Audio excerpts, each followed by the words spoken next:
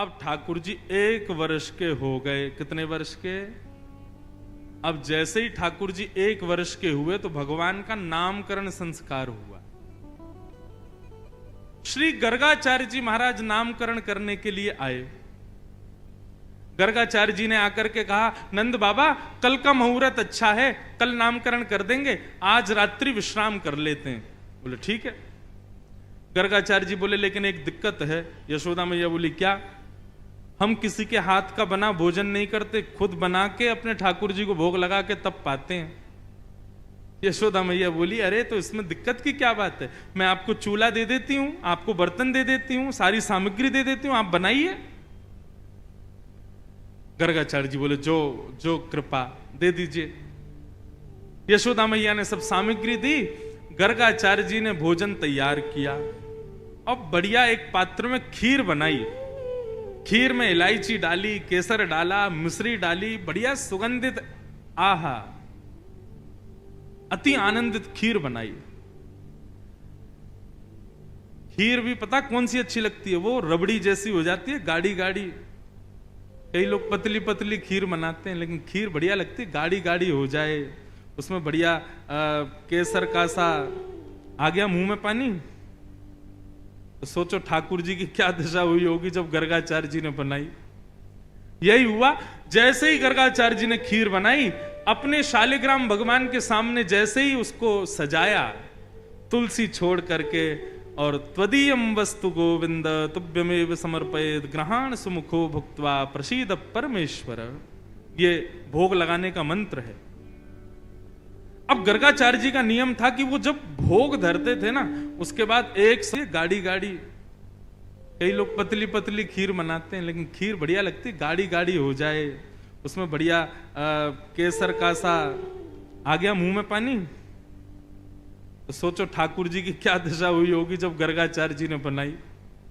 यही हुआ, जैसे ही गर्गाचार्य जी ने खीर बनाई, अपने शालिग्राम भगवान के सामने जैसे ही उसको सजाया, तुलसी छोड़ करके, और त्वदीयम वस्तु गोविंद तुभ्यमेव समर्पयेत् ग्रहाण सुमुखो भुक्त्वा प्रसीद परमेश्वर, ये भोग लगाने का मंत्र है।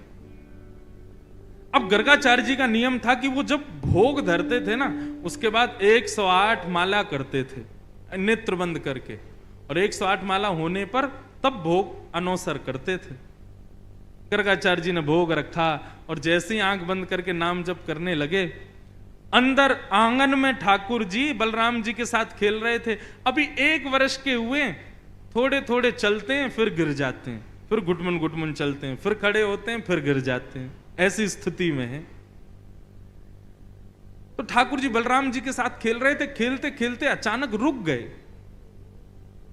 बोलना तो जानते नहीं, थोड़ा थोड़ा बोलते हैं। बलराम जी बोले का भयो? अच्छा, मनी मन में दोनों की बात होती है। ठाकुर जी बोले अरे भैया आज एक बहुत जोर को भगत आयो है, नामकरण करवे आयो हमारो, माने ऐसी जोर की खीर बनाई है, वहां में बढ़िया केसर डाली है, इलायची डाली है और मिश्री डाली है, बिल्कुल रबड़ी जैसी खीर है। मेरा तो मुंह में पानी आ रहा हो, खावे को मन कर रहा है। ताऊ जी बोले तो फिर रुको काई को, चलो जा, और बढ़िया लगे तो मुक्कू भी बुला लियो। ठाकुर जी बोले ठीक है। गुटमुन गुटमुन गुटमुन चल के ठाकुर जी जैसे तैसे मटक मटक के बाहर पहुंचे, और यहां गर्गाचार्य जी बैठे थे, नाम जप कर रहे थे। आगे उनके शालिग्राम भगवान के सामने खीर रखी थी। ठाकुर जी ने उठाई और गोद में रख करके और बढ़िया प्रेम से पान लगे, मुंह पे पूरे पे लगा लियो, नाक पे लग गई। छोटे छोटे हाथ हैं ठाकुर जी के, प्रेम से पा रहे हैं। गर्गाचार्य जी के जैसे ही भजन पूर्ण हुआ, माला नीचे रख के जय हो मेरे शालिक, खीर कहां गई? तभी देखा तो थोड़ी दूर पे ही महाराज हाथ पांव सब सने हैं, मुंह पे पूरी खीर गिरी है और नीचे फैली पड़ी है, और ठाकुर जी प्रेम भाव से खीर खा रहे हैं। और जैसे ही गर्गाचार्य जी ने देखा तो हंसने और लगे। 2 दतुइयां दिख रही हैं ठाकुर जी की, अभी 2 ही दांत आए हैं। अरे यशोदा देख, तेरे लाला ने कहा कियो, मेरे ठाकुर जी को भोग झूठो कर दियो सबरो। यशोदा मैया दौड़ी दौड़ी आई, बोले बाबा बाबा बाबा नाराज मत हो, छोटो बालक है, आप क्षमा कर दियो। बोले देख पूरी खीर खा गए हो।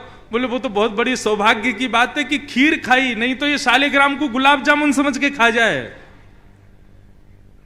नंद बाबा तो अपने शालिग्राम भगवान छुपाते डोले, क्योंकि याकू ऐसा लगे ये खावे वाली वस्तु है। वो तो बाबा कृपा है कि आपके शालिग्राम ना खाए, यानी खीर ही खाइए। मैया ने लाल जी को उठाया, भीतर ले जा करके आंगन में छोड़ दिया। बाहर आई, फिर से चौका लगाया, दूसरी सामग्री दी। गर्गाचार्य जी ने फिर से खीर बनाई। ठाकुर जी से क्षमा मांगने लगे, बोले वो छोटा बालक है, नाथ क्षमा कर देना, आप भोग लगाओ। जैसी माला जपन लगे, ठाकुर जी फिर रुक गए भीतर। ताऊ दादा बोले, लाला अब के कहा गए हो? बोले भगत है तो बढ़िया, खीर भी बढ़िया बनावे, लेकिन मैया तो शिकायत कर दे हमारी। अच्छा लाला कोई बात ना, अब की बार और बढ़िया खीर बनाइए, तू जाके चख के आ।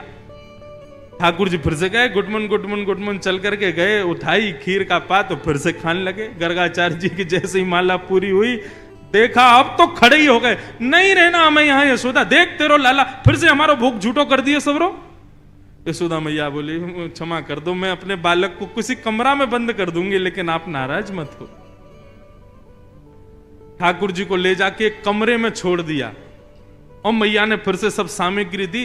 ठाकुर जी ने खोली खिड़की और खिड़की पकड़ करके अब 1 वर्ष के ठाकुर जी और गुस्सा में देख रहे हैं गर्गाचार्य जी को। गर्गाचार्य जी भी देख रहे हैं, शैतान बालक। ठाकुर जी भी मन मन सोच रहे हैं, दारी के अभी तो तेने शैतानी देखी ना है हमारी, अब के बना तो को बताऊंगा मैं। गर्गाचार्य जी ने भोग बनाया, तीसरी बार भोग रखा। ठाकुर जी क्षमा कर दियो, छोटो बालक है, अब की बार भोग लगाओ। और जैसे ही त्वदीयम वस्तु गोविंद नाम जप करने लगे, ठाकुर जी उतरे और धीरे से खिड़की खोली, दरवाजा खोला, गुटमुन गुटमुन गुटमुन चल करके बाहर आए और उठाया खीर का पात्र। और जैसे ही पाने लगे, गर्गाचार्य जी को संदेह हो गया था कि कहीं बालक फिर से तो नहीं आ गया। जैसे ही नेत्र खोल करके देखा तो नन्हे से गोपाल जी के ही 4 भुजा प्रकट हो गई। शंख चक्र गदा पद्म ठाकुर जी ने अपने भुजाओं में धारण कर लिया। चतुर्भुज नारायण के रूप में नन्हे से बालक के रूप में ही प्रकट हो गए। और एक भुजा से तो स्वयं खीर खा रहे हैं और अपनी झूठे हाथ से ही गर्गाचार्य जी को खिला रहे हैं। गर्गाचार्य जी नतमस्तक हो गए, बोले नाथ क्षमा करना, मैं आपके रूप को पहचान नहीं पाया। ठाकुर जी बोले हमने ये रूप आपको इसलिए दिखाया है कि कल जब आप हमको हमारा नामकरण करोगे तो हमारे ग्रह नक्षत्र देख करके आपको सब पता चल जाएगा कि मैं कौन हूं। लेकिन ये सच्चाई हमारी मैया को मत बताना कि मैं कौन हूं। आपको छुपाना है कि मैं परमात्मा। मैया अभी मुझसे प्रेम करती है, मुझे दुलार करती है, मुझे बहुत स्नेह देती है। यदि वाकू पतो चल गई कि मैं भगवान हूं तो कहीं मंदिर में दियावेगी मुकु पुजारी जी, या की पूजा करे करो, भगवान है ये, मुकु मंदिर में ना जानो, मैं तो मैया के पास ही रहूंगा। बंधु आप जब बाल लीला सुनोगे तो आपको एक चीज पता चलेगी कि सबकी कोई ना कोई चाह है, लेकिन हमारे लाल जी की केवल एक ही चाह है कि मेरा भक्त सदा मुझसे प्रेम करे और जितना हो सके मुझसे प्रीति लुटावे मेरे ऊपर। उनको भगवान बनने का शौक नहीं है, सुबह शाम दिया बत्ती अगरबत्ती देखने का शौक नहीं है। आप प्रेम से क्या प्रदान करते हो, क्या देते हो, क्या सुनाते हो, वो उसके भूखे हैं, वो दिया करो। नामकरण संस्कार हुआ और बड़े भाई का नाम बलराम और छोटे भाई का शुक्ले रक्तस्थता पीत इदानिम कृष्णताम गत, भगवान का नाम कृष्ण रखा गया। बोलो बाल कृष्ण लाल की जय। बंधुओं, कई लोग इस नाम को अशुद्ध बोलते हैं, कई लोग कृष्ण बोलते हैं, कई लोग कृष्ण बोलते हैं, कोई कृष्णा बोलता है। भगवान का नाम शुद्ध उच्चारण करो। नाम क्या है? कृष्ण, भगवान, जय श्री कृष्ण। कृष्ण शब्द का अर्थ क्या है? वैसे तो कृष्ण शब्द का अर्थ, शाब्दिक अर्थ देखोगे तो थोड़ा सांवला, थोड़ा काला, उसको कृष्ण कहते हैं। लेकिन कृष्ण का भावार्थ यदि सुनोगे तो कृष्ण यानी कि पृथ्वी का मालिक कृषि, और ण यानी कि निवृत्ति, जिनका नाम गाने से पृथ्वी पर रहने वाले हम सब जीवात्माओं को निवृत्ति मिल जाती है, प्रवृत्ति छूट करके हम निवृत्त, का नाम है कृष्ण, भगवान कृष्ण। ठाकुर जी का नाम कृष्ण पड़ा, लेकिन गर्गाचार्य जी बोले मैया एक बात बता दूं, घबराना मत। बोले क्या? आपके लाला के एक नाम नहीं होंगे, अनेक नाम होंगे। ये बहुत सारी लीला करेगा, उन लीलाओं के अनुसार इसके नाम बदलते रहेंगे। कोई माधव, मधुसूदन, केशव, गोपाल, गोविंद, ऐसे लाला के बहुत सारे नाम होंगे, तो इसलिए आप चिंता मत करना कभी। मैया बोली कोई बात नहीं। अब तो ठाकुर जी थोड़े थोड़े बड़े हुए। आज जैसे ही यशोदा मैया आई लाला के पास, तो ठाकुर जी बोले मैया। अब तो जैसे ही मैया ने सुनी मैया, फिर से बोलियो, बोले मैया। अब तो मैया लेकर के दौड़ी बाबा के पास, बोले देखो आज लाला कहा बोलो। बोले कहा बोलो? बोलो बोलो मैया। नंद बाबा ने जैसे ही गोद में लियो, सो बाबा की दाढ़ी पकड़ के बोले बाबा।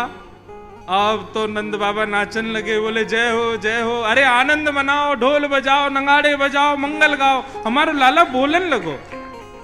सोचो, पूरे विश्व को बुलाने वाला खुद बोलना सीख रहा है, पूरे विश्व को चलाने वाला उंगली पकड़ के चलना सीख रहा है। यशोदा मैया ने आज अपनी तिजोरी में से सोने की छोटी छोटी पायल निकाली और ठाकुर जी के चरणों में पहना दी, और पहना करके ठाकुर जी को छोड़ दिया फर्श पे। मैया बजाने लगी ताल, और वह ताल को सुनकर के ठाकुर जी अपने पैर उठा उठा करके नृत्य कर रहे हैं और सब लोगों के मन को मोह रहे हैं। बलराम जी आए, बोले कहा भयो? बोले आज लाला ने मैया और बाबा कही। बलराम जी ने ठाकुर जी को देखो, सो बलराम जी को देख करके बोले भैया।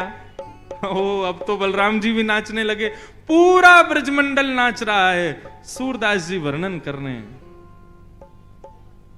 कहने लागे मोहन मैया मैया, कहने लागे मोहन मैया मैया, कहने लागे मोहन मैया मैया, कहने लागे मोहन मैया मैया। पितानंद सो बाबा रे बाबा, पितानंद सो बाबा रे बाबा, पितानंद सो बाबा रे बाबा, पितानंद सो बाबा रे बाबा। और हलधर सो भैया, और हलधर सो भैया, और हलधर सो भैया भैया भैया, कहने लगे मोहन मैया मैया, कहने लगे मोहन मैया मैया, कहने लगे मोहन मैया मैया, कहने लगे मोहन मैया बोल बाल मैया। कृष्ण लाल की जय। करताल बजा के गाओ।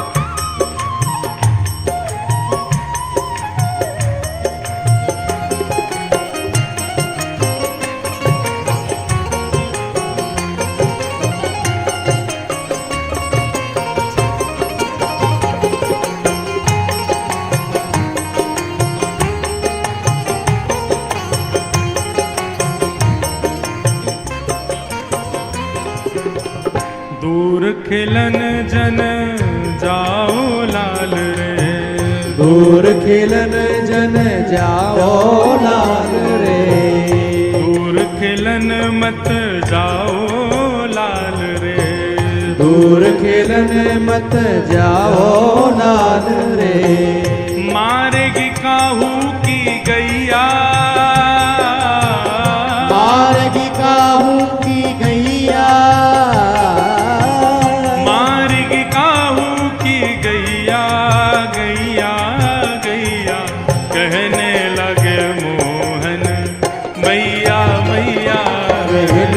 लागे मोहन मैया मैया कहने लगे मोहन मैया मैया कहने लागे मोहन मैया मैया गोपी ग्वाल सब करत कुतूहल गोपी ग्वाल सब करत कुतूहल गोपी स्वाल सब करत कुतूहल गोपी ग्वाल सब करत कुतूहल घर घर बजत बधैया घर घर बजत बधैया घर घर बजत बधैया बधैया बधैया कहने लगे मोहन मैया मैया कहने लगे मोहन मैया मैया कहने लगे मोहन मैया मैया हाँ कहने लगे मोहन मैया मैया सूरदास प्रभु तुमरे दर्श को सूरदास प्रभु तुम्हारे दर्श में सूरदास प्रभु तुमरे दर्श को सूरदास प्रभु तुम्हारे दर्श में हाँ चरणन की बलि जैया चरणन की बल जैया चरणन की बल जैया जैया जैया कहने लगे मोहन मैया मैया कहने लगे मोहन मैया मैया कहने लगे मोहन मैया मैया कहने लगे मोहन मैया मैया कहने लगे मोहन मैया मैया कहने लगे मोहन मैया मैया सूरदास जी वर्णन करते हैं मणिखंबणि प्रतिबिंब बिलोकत। इतना सुंदर भाव है। नंद भवन में जो खंबे लगे हैं ना, उन खंबों में मणियां लगी हैं और वो मणियां ऐसी हैं कि उन मणियों में प्रतिबिंब दिखाई देता है। मतलब जिस शीशे की तरह आप अपने आप को देख सकते हो। तो क्या होता है, बोले मणि में जब ठाकुर जी अपने आप को देखते हैं तो अपने आप को देख करके ठाकुर जी नाचने लग जाते हैं। कमर पे हाथ रखते हैं, सिर पे हाथ धरते हैं, फिर मटक मटक के नाचते हैं खुद को देख देख करके। सूरदास जी कहते हैं इस रूप को देख करके गोपी ग्वाल बल जैया, सब गोपी ग्वाल आ करके लाला की बलैया लेती हैं। ऐसी मधुर लीला है। अब आज की कथा जो है ना, अब ज्ञान वैराग्य तो सब गए कल, अब आज तो प्रेम ही प्रेम है, गाते ही रहो बस। एक के बाद एक ठाकुर जी की मधुर मधुर लीला है और लीलाओं को गाया ही जाता है। बताएं क्या, सुनाएं क्या। ठाकुर जी अब मैया बाबा भैया सब बोलने लगे। अब ठाकुर जी की आयु हो गई कितनी, 3.5 वर्ष की। कितने हो गए ठाकुर जी? और जैसे ही ठाकुर जी 3.5 वर्ष के भये हैं, भगवान ने अपने अंग प्रत्यंगों में स्प्रिंग एक्टिवेट कर ली। अब तो इतना ऊधम मचाते हैं, इतना ऊधम मचाते हैं, जो महाराज किसी के वश में ही नहीं रहते। ठाकुर जी के ऊधमों का वर्णन सुखदेव जी एक श्लोक में नहीं करते, एक श्लोक के एक पद में करते हैं बस। और उसी से ही अनुमान लगा लो ठाकुर जी ऊधम कितना करते होंगे। जो बालक बच्चे बहुत ऊधम मचाते हैं, ऐसे माता पिता बेचारे बड़े परेशान रहते हैं। क्या करें, हमारे घर में तो बंदर आ गया है। यूं मत कहा करो बंदर आए, यूं कह दो गोपाल जी आ गए हैं। और एक बात कहूं, ठाकुर जी के ऊधम सुनने के बाद आप ये कह दोगे कि हाँ भैया हमारे बालक तो इनसे बढ़िया हैं, इतना ऊधम तो नहीं मचाते। आहा, क्या वर्णन कर रहे हैं।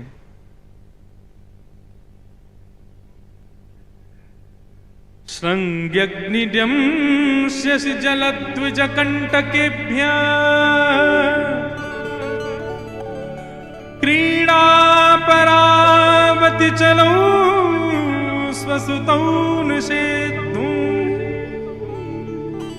गृहाणि कर्तुमपि यत्न तज्जनयो सेकातया पतुरलं मनसो नवस्था। भगवान के ऊधमों का वर्णन किया गया। ठाकुर जी कैसा ऊधम मचाते हैं? भैया नंद बाबा के यहां कितनी गायें हैं? 9 लाख गायें हैं। कितनी गाय? 9 लाख। हमारे वसण शाह दरबार की गैया हैं। इन गायों को देख करके कितना आनंद आता है। सब गिरी गाय, इतनी बढ़िया सुंदर गाय। ऐसे ही बड़े बड़े विशाल मुख वाली और बड़े बड़े सींग वाली 9 लाख गायें थी नंद बाबा के पास। तो क्या होता था? रोज कितना दूध निकलता था, ये विचार करो। अब दूध पिव जाता, सब बट जाता, उसके बाद भी हजारों लीटर दूध बचता था। तो क्या होता था? उसकी दही जमा के और दही की छाछ बना के और उसका मक्खन का घी बना करके सब में बांटते थे नंद बाबा। प्राचीन काल में सबसे पहला व्यापार यही था। गीता में वर्णन आता है कि व्यापारियों के लिए, वैश्यों के लिए क्या उनका धर्म क्या है? बोले गौ सेवा करना और व्यापार करना, घी निकाल करके उसका विक्रय करना। सबसे पहला व्यापार पृथ्वी का यही था। गायों की सेवा करो और घी बना करके घर घर पहुंचाओ। नंद बाबा का भी यही व्यापार था। लेकिन उसके बावजूद भी 9 लाख गायों का घी कोई कम होगा? ऐसा कहते हैं कि नंद भवन में कुएं थे घी के, कोई कमी नहीं थी। नंद बाबा क्या करते थे? कभी कभी कुछ घी निकाल करके और 9 लाख गायों के सींग में उसकी मालिश करते थे। तो दूर से ही नंद बाबा की गायों के सींग ऐसे चमकते थे मानो जैसे चांदी या स्वर्ण चमक रहा हो। एक दिन एक गैया बैठी थी, सोई लाल जी पहुंच गए गौशाला में, और गौशाला में पहुंच करके ठाकुर जी ने एक सींग पकड़ लिया उसका, दूसरा सींग बलराम जी ने पकड़ लिया और दोनों लगे गैया के सींगों को ऊपर नीचे करने। तो गैया थोड़ी देर तक तो कुछ नहीं बोली। थोड़ी देर बाद जब ज्यादा जोर से करने लगे तो गैया परेशान हो गई, और जैसे ही गैया परेशान हुई तो गैया खड़ी हो गई। अब गैया खड़ी भई और दोनों भैया वहां पे लटक गए। मैया बचाइयो, बाबा बचाइयो, देख गैया हमें मार रही है। ठाकुर जी, गैया बोली अभी तो मारो ना है, अभी बताऊं तुम्हें, बहुत उधम मचाओ, सुबह सुबह आके रोज मेरे सींगन को ऐसे घुमाओ। अच्छा, आजकल गाय बांध के रखते हैं, लेकिन नंद बाबा के यहां गाय बांध के नहीं रहती, खुली रहती थी गौशाला में। गैया के दोनों सींगन पे भैया लटक गए। गैया दौड़ी सीधी जहां गोबरों का ढेर था और वहां जाकर के जोर से झटका मारा। सींगों में लगे थे घी, दोनों भैयाओं के हाथ फिसल गए और दोनों जाके गिरे गोबर में। यशोदा मैया आई तो गले गले तक गोबर में बैठे थे ठाकुर जी। मैया बोली कितनों नवाए ले हो, कितनों सजाए ले हो, कितनों भी सुंदर बनाए लो, आके या गोबर में ही खेले। लाला मुकु तो ऐसा लगे तू पूर्व जन्म में सूकर दिखे। बलराम जी बोले हाँ मैया सही कह रही है, ये पूर्व जन्म में सूकर ही हो, बरा बन के आयो। ये श्रृंगी अग्नि मैया चूल्हे पे भोजन बनाती है, सोई बलराम जी से लड़ाई कर लेते हैं ठाकुर जी। और बलराम जी को मारने के लिए कोई और साधन नहीं मिलता तो चूल्हे की जलती हुई लकड़ी लेके भागते हैं पीछे, और फिर एक दूसरे जल जाते हैं। मैया बेचारे दोनों को संभालती रहती है। श्रृंगी अग्नि, अब आया तीसरा ड्यमष्टि। ठाकुर जी क्या करते हैं? कृष्ण बलराम दोनों में शर्त लगती है। बोले क्या शर्त? सुनो, आज माखन पहले कौन खाएगा? बोले ऐसे नहीं भाई, तुम बड़े भैया हो, तुम पहले खाओगे, ये वाला काम नहीं चलता है। कोई खेल खेलो, उसमें जो जीतेगा वो पहले माखन खाएगा। बलराम जी बोले लाला तू ही बता का खेल खेलें? बोले काम करें, अभी मैं 1 2 3 गिनूंगा, 3 गिनते ही दोनों भागेंगे और बाहर गली में जो जानवर मिल जाएगा वाह पकड़ के वहां के मुंह खोल के वहां के दांत गिनेंगे, जाके बट में ज्यादा दांत आ गए वो जीत गो। ये कोई खेल है? ड्यमष्टी, 1 2 3 बोलते ही दोनों भागते हैं चौकड़ी मार करके। अब गली में कुकर आ जाए, सूकर आ जाए, बंदर आ जाए, जो आ जाए उसकी शामत नहीं। ठाकुर जी जामे पकड़ करके और मुंह खोलें, 1 2 3 4 5 6 7 8 कितने दांत हैं आके। और अगर बलराम जी के ज्यादा दांत निकल आते हैं तो ठाकुर जी तिरछी नजर से उसी जानवर को देखते हैं, कल के आके दिखाइयो हमारे मोहल्ला में तू, तेने हरा दियो में। ड्यमष्टी, श्रृंगी, अग्नि, ड्यमष्टी, जल। हमारे बालक हैं इतने उद्यमी। अभी तो 3 ही बाबू हैं, अभी तो 3 4 और बच्चे हैं।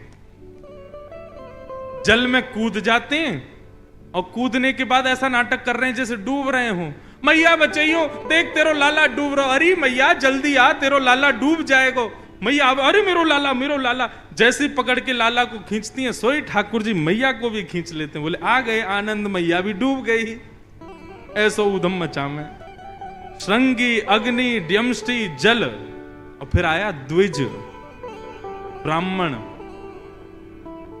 ठाकुर जी ब्राह्मणों के साथ आनंद करते हैं। कैसे आनंद करते हैं? नंद बाबा रोज अग्निहोत्र करते हैं, हवन। एक दिन ठाकुर जी ने नंद बाबा से पूछा, बाबा ये तुम रोज रोज स्वाहा स्वाहा काय को करो? अब छोटे बालक को बड़े लोग क्या करते हैं, ऐसे ही कोई सहज बात बता करके टाल देते हैं।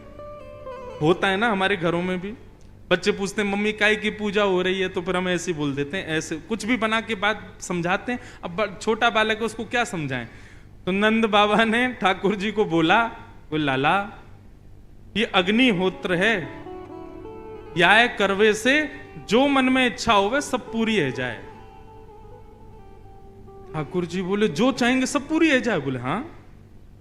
अच्छा, अब ठाकुर जी ने घर में तो बताया नहीं, अपने ग्वाल बालों के पास गए। ठाकुर जी के ग्वाल बाल कौन है? मधुमंगल, श्रीदामा, तन सुखा, मन सुखा, धन सुखा, ये ठाकुर जी के ग्वाल बाल हैं।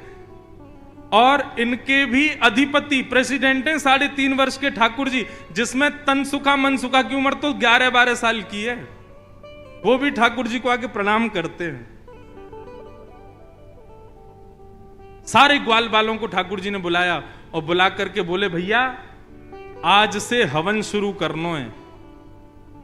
मधुमंगल श्रीदामा बोले क्यों? बोले पिताजी बता रहे कि हवन करवे थे, रोज हवन करवे थे, मन की इच्छा पूरी है जाए। हाँ तो लाला तो फिर का इच्छा के लिए करेंगे हम हवन?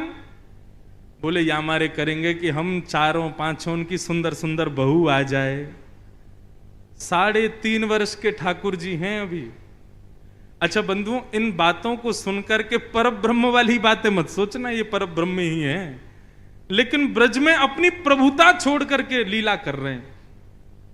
सारे ग्वाल बाल चारों तरफ बैठ गए और बीच में ऐसे ही हवन सामग्री, सूखे पत्तों का चूरा एक दूसरे में बांट दिया, सूखे पत्तों में अग्नि लगा करके, और आचार्य बन के ठाकुर जी बैठ गए और चूरे दे दिए सबको सूखे पत्तों के। अब बोले जैसे ही मैं कहूं स्वाहा सोई डाल दियो।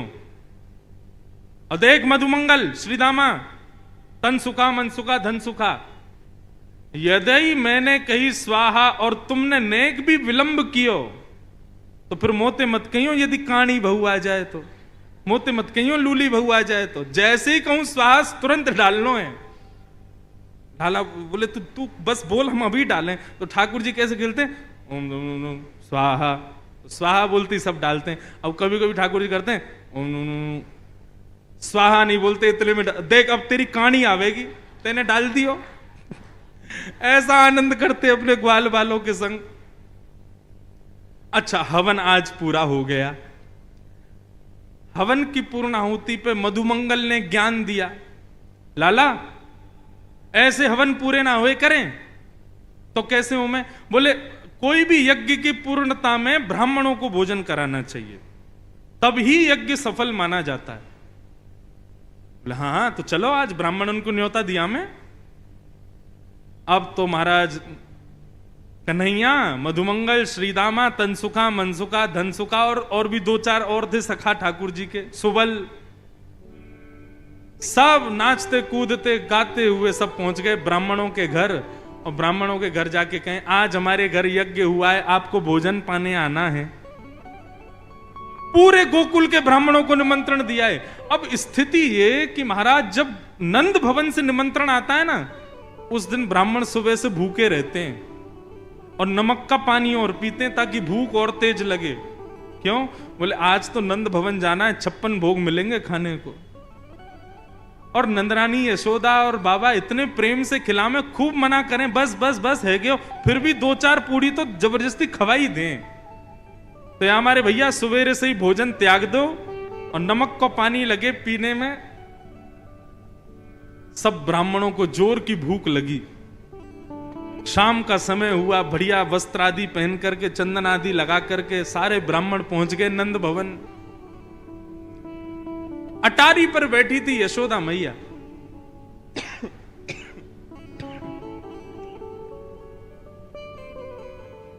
यशोदा मैया ने जैसी देखा इतने सारे ब्राह्मण, नीचे उतर करके आई। आज इतने ब्राह्मणों का आगमन मेरे द्वार पे, सबको प्रणाम वंदन। ब्राह्मण बोले मैया प्रणाम प्रणाम बाद में करियो, तू तो पहले कछु खवा, बहुत जोर की भूख लगी है। बोले मैं वही पूछने वाली थी कि आज इतने सारे ब्राह्मणों का मेरे घर पे कैसे आगमन हुआ। अब एक तो किसी को आपने निमंत्रण दे दिया भोजन का, अगला आदमी बेचारा भोजन छोड़ के आया, सुबह से नमक का पानी पी के आपके घर आया और आप उससे पूछ रहे हो बताओ कैसे आना हुआ आपका। ब्राह्मण बोले मैया ये मत पूछो, ऐसा मत कहना कि आपको नहीं पता हम क्यों आए हैं। मैया बोली मुझे सांची में नहीं पता, बताओ तो आप लोग क्यों आए हो। बोले अरे ये तो नंद को लाला खेल गए हो हमारे संग। अरे मैया कहा बताएं, सुबेरे सुबेरे तुम्हारो नंद को तुम्हारो लाला और सबरे ग्वाल बालन के संग आयो और आकर के निमंत्रण देके गयो कि आज सबन को हमारे यहाँ भोजन पावे आनो है। हम तो मैया अपने घर के चूल्हान ने बुझा के ब्राह्मणी से मना करके कि आज भोजन मत बनाइयो। नमक को पानी पी पी के अपनी भूख इतनी जोर की कर ली है कि थोड़ी बहुत देर में यदि भोजन नहीं मिला तो एक दूसरे खा जाएंगे हम। मैया तुम्हारे लाला ने निमंत्रण दियो। मैया बोली देखो भोजन की व्यवस्था करने में मुझको समय लगेगा क्योंकि मुझे पता नहीं था आप आने वाले हैं, तो वो तो मैं सब कर दूंगी, लेकिन उससे पहले आपके यजमान को तो ढूंढो कहां है, जिसने आपको निमंत्रण दिया पहले उसको तो पकड़ के लाओ। सब ब्राह्मणों के संग मैया निकल पड़ी खोजने। तभी नंद भवन के पीछे ठाकुर जी अपने सब ग्वाल बालन के संग खेल रहे थे। मैया पहुंची, लाला ओ कन्हैया यहां पे आ। जैसे ही ठाकुर जी ने पीछे देखी, ओ मधुमंगल ये तो सांची में आ गए सब रे, हम तो ऐसे ही आनंद में निमंत्रण दे के आए, ये तो सांची में आ गए। बोले हम बे लाला ये तो सांची में आ गए और मैया और पकड़ मारेगी आज। ठाकुर जी बोले अकेलो ना पिटूंगा, तुम भी चलो मेरे संग, एक एक थप्पड़ तुम भी खाइयो। सब रे ग्वाल बाल पहुंचे मैया के पास। हाँ मैया। मधुमंगल श्रीदामा बोले लाला पहले बचवे को प्रयास करियो, झूठ बोल बाल के कछु निकारवे को कोशिश करियो, पिटनो ना पड़े, और जब पीटवे की शामत आएगी तो हम सब रे गाल आगे कर ही देंगे अपनो, कहा करें गलती तो है ही गई। ठाकुर जी बोले हाँ मैया कहा भयो। मैया बोली ये सब कौन है। ये हमारे गोकुल के सब ब्राह्मण हैं, ये क्यों आए हमारे यहां। मैया मोए ना पता क्यों आए हैं। बोले झूठ बोला, ये सब रे यूं कह रहे हैं कि तू सबन के घर गयो और सबके घर जा जा करके तेने न्योता दियो कि आइयो आज हमारे घर पर यज्ञ भयो, सब लोग भोजन पावे आइयो। मैया मैं गयो इनके घर। मैया मैं तेरी सौगंध खा के कह रहा हूं, मुझको तो यूं ना पता इनको घर कौन सी गली में, मैं ना जानू। ब्राह्मण बोले देखो कितना झूठ बोल रहे हैं, कितना भयंकर झूठ बोल रहे हैं। मैया ने पकड़े कान, लाला सांची बता तेने इनको निमंत्रण क्यों दियो। बोले मैया देख तो कुछ सांची बताऊं। बोले हाँ बता। मारेगी तो नहीं। बोले ना मारूंगी। बोले हमने पूजा पूजा खेल खेलो, पूजा पूजा खेल रहे हम लोग सब रे, मैं आचार्य बनो, ये मधुमंगल ब्रह्मा बनो और ये सब रे ब्राह्मण बने, हम सब लोग आचार्य बन के ऐसे आनंद से खेल खेल कर रहे पूजा पूजा को। तभी ये मधुमंगल बोलो भैया अनुष्ठान के बाद में भोजन ब्राह्मण भोजन होना चाहिए। तो हम तो ऐसे ही खेल खेल में निमंत्रण दिया है इनको, अब ये आ गए हैं तो अब आपको कोई व्यवस्था करने की जरूरत ना है। जब हमारो हवन ही खेल खेल को तो भोजन भी खेल खेल को। ये भी सूखे सूखे पत्ता हाथ में लेके कहते हैं हाँ भाई मोहन थार बहुत बढ़िया बनी है, पूड़ी बहुत अच्छी बनी है, देख क्या बात है, देख सब्जी बहुत जोर की बनी है। खेल खेल की पूजा, खेल खेल को निमंत्रण। फिर मैया ने मधुमंगल श्रीदामा सबरे एक एक तो धर दिए सबन में। फिर वाके बाद ब्राह्मणन को चक्क भोजन करायो। ठाकुर जी परोस रहे हैं सबको, लेकिन ठाकुर जी के ऊधम से बुरा किसी को नहीं लगता, सबको आनंद आता है।